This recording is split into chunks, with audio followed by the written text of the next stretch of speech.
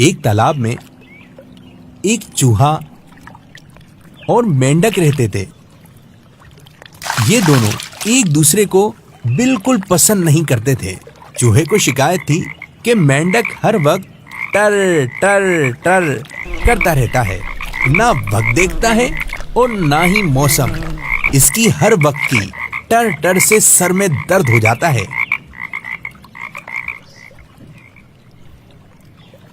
मेंढक कहता था कि ये चूहा तो चैन से नहीं बैठता, इसका तो काम बस घूमते रहना है।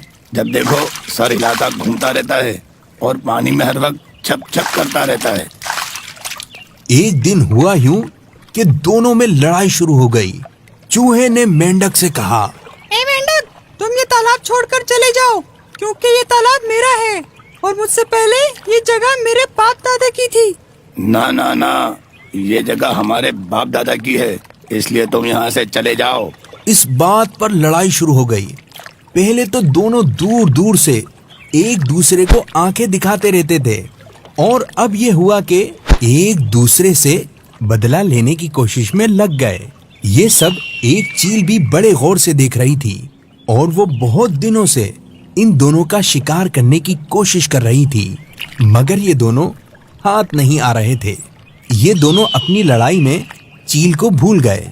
चील ने मुनासिब मौका देखा, तेजी से झपटी और इन दोनों को अपने पंजों में दबाकर उड़ गई।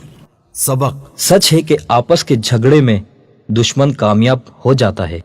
फरमाने मुस्तफ़ा सल्लल्लाहु ताला अलैहि वसल्लम, जो हक पर होते हुए झगड़ा छोड़ देगा उसके लिए जन्नत के दरमियान में एक घर बनाया जाएगा